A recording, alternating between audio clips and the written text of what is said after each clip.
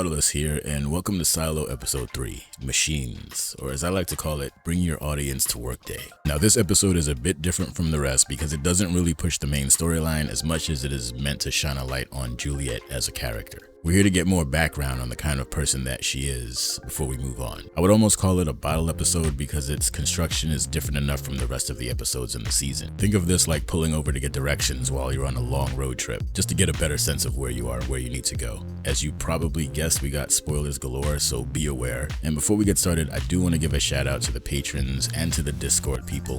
The links are in the description if you want to check that out. We're not going to get answers to previous mental notes and clues other than some more information about Holston's badge and some references to tape. Wow, I finally kept my intro short.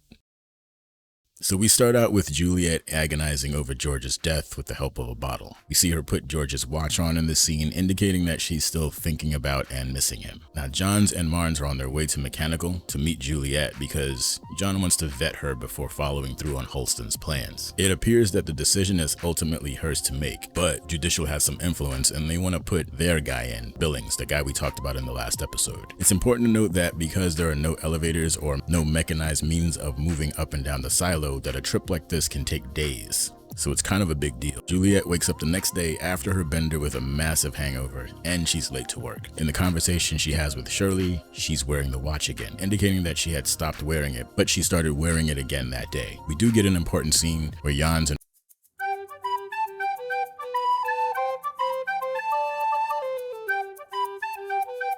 Marnes are passing Judicial on their trek to the lowers. She intentionally chose not to stop at Judicial. We'll find out why later. During this little water break, each one drinks from the other's water bottle as a matter of convenience because taking off the pack to get to your own water bottle is a pain in the butt. Marnes makes mention that her water bottle appears to have less water in it than it should. As this is going on, the giant engine at the base of the silo is acting up again, and Juliet, being the person who knows it best, comes to the rescue. Now she does manage to punch her apprentice in the face, a young guy named Cooper, and she does this because she wants to be the one to fix things herself. Now I read this as Juliet seeing herself as solely responsible for the upkeep of the engine. It's her responsibility and she doesn't want anyone else to touch it. She doesn't want to leave it to anyone else. This is why she says she has a rule about being the only one that goes through the hatchway. I do think she needs to work on her manners though. So Juliet makes it known to us that the fixes they've been using are only temporary and that the engine needs to be properly shut down in order for it to be repaired. This means the silo will have to go on secondary power during that time, and this is obviously not the best scenario for a city of 10,000 people, many of whom are on the edge over the loss of Sheriff Holston. But the fact is, if they don't do a proper fix, irreparable damage to the engine is inevitable. John makes a visit to IT to see Bernard to see if she can get his backing with this fight against Judicial over who's going to be the new sheriff, Billings or Juliet. One thing to note is how Bernard talks about everything in terms of numbers, data, and probability. I think this implies that this is how he sees the world. It's all cold, hard numbers to him, and that he probably has access to info and data that nobody else has. Despite the tribute of fine brandy, Johns isn't going to get Bernard's help on the sheriff issue. Bernard wants Billings in that position too. Key thing to take away, Bernard mentions that he knows who Juliet is. He calls her a thief and mentions that she stole some H57 tape from IT.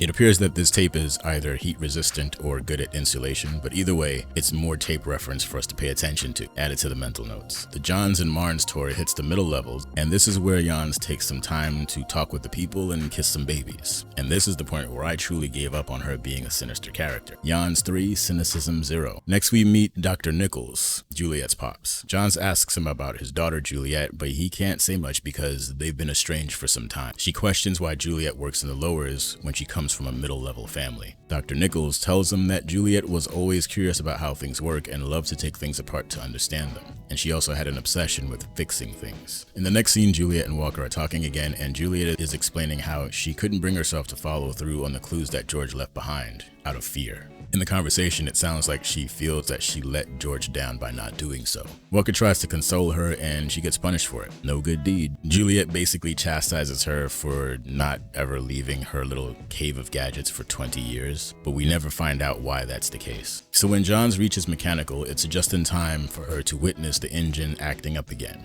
And Juliet, the engine whisperer, is there to determine what's wrong with it by feeling its vibrations. She goes into the hatch once again and is able to calm things down temporarily. Right after this, Johns meets with Walker to get more background on Juliet, and we learn that these two go way back. Johns mentions that Walker was once married, but it ended about 25 years prior. Walker's response signals that she doesn't really want to get into it. Also note that Johns is aware of the illegal ham radio. She doesn't care that she has it. So Johns and Juliet finally meet, and she is offered the job of Holston's old position, but Juliet declines because she feels obligated to keep the generator running. She says that she has the most important job in the silo, and she's saying that to the mayor. Anyway, Johns gives Juliet Holston's badge as per his request. The scene where the engine crew questions Juliet's offer for the job is pretty funny because nobody can figure out why they would want her as sheriff, but it's Hank's discovery of something on the badge that makes Juliet change her mind. We'll get more on that later. Juliet catches up with Johns and Marnes and decides to take the job on one condition, and that she's allowed to fix the engine that runs the silo properly before she does so. Johns gives her the green light to shut down power for 8 hours while it's being fixed. The details of the fix aren't that important to understand. I would summarize it by saying that there are a few bent blades in the turbine that are pushing the rotor out of alignment. They need to replace the blades fast because the valve that they use to block the steam that powers the turbine can only be closed for a brief amount of time before the heat and pressure make everything go kablooey. So they gotta get in, fix the blades, and get out before it blows. This is still not a guaranteed fix, so they are still taking a huge gamble either way. Everyone is on edge. Even Johns is talking about keeping the strap ready, so you know things could get ugly in the silo. So we get some shots of the locals congregating in public spaces in preparation for the power outage. Then everything goes dark and the mechanics get to work. We get a very long sequence of the crew at work. Of course, there are some close calls, like one of the massive blades dropping to the floor and almost killing somebody, and Cooper almost taking a dirt nap to add some jeopardy to the scenario. Things get very sketchy when the pressure starts to build up much faster than expected, and Juliet does the craziest thing possible by going into the chamber and cooling the steam valve with the water hose. The risk of drowning here is really high, and we also know that she doesn't know how to swim. Juliet almost does drown here, but Shirley is able to pull her out in time, and we get some tense moments while they wait to see if their work paid off. It does. The engine spins up fine and everyone is ecstatic, except for Juliet, who looks like she's somewhere else. All in all, the point is that Juliet is courageous, has the ability to marshal her teammates to meet a daunting task, and she is willing to risk her life to save the silo. She has grit, and I think this is important to establish as it will be a core characteristic going forward. One quick note is the scene where Sims comes in to comfort his kid during the power outage. Why do we get this scene?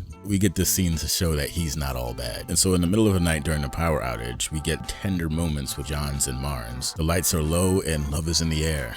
John lets her hair down and interrupts Marnes while he's drawing a portrait of her. She uses the old "I couldn't sleep" line in the middle of the night. We see you, Mayor Johns. Conversation begins to get romantic, and you get the impression that these two have liked each other for some time, but they've never acted on it. My guess is it's a class thing. Johns hints at getting with Marnes finally after they've both retired to civilian life. So we get some good news. Juliet comes back around to apologize to Walker for being an ass earlier, but as the two make up, she hands off the handycam to get her to see if she can figure out what it is. The best part of this scene is when the conversation comes to a close, and for a moment there is this sense that Juliet wants to hug Walker, but she doesn't. Then right before she's about to walk past her, she stops, and she does. I think this is great because it shows a consistent portrayal of Juliet as a character. This is exactly what you would expect. She resists her feelings at first, then she gives into her better nature. It's the little things. One more scene with Johns and Marnes drinking from each other's water bottles as they head back up, and your spider senses begin to tingle. Once again, Bernard pulls up and confronts the mayor about her choice to shut down the power to facilitate the engine repair. He mentions that she made a deal with Nichols about the sheriff's position, and if you recall, that conversation happened out near the silo's staircase. So how in the world did he know about that? This made me think that IT must have eyes everywhere, reporting back on whatever interests them. Bernard goes on about Juliet being a thief once more and wanting billings, but he also ends things with a threat, thinly disguised as cautionary advice. Juliet finally flips over the badge so we can see what it says. Truth has been scratched into it by Holston. Now we know why she changed her mind and took the job, to find out what really happened to George. John signs the paperwork establishing Juliet as the new sheriff, but she starts looking ill, so she steps out for a moment. We hear a crash from the room that she's in, and Marnes breaks into the room to find her laid out and spitting up blood. Uh-oh, looks like somebody bodied the mayor. How's that for a cliffhanger? Why am I getting the feeling that every character I begin to like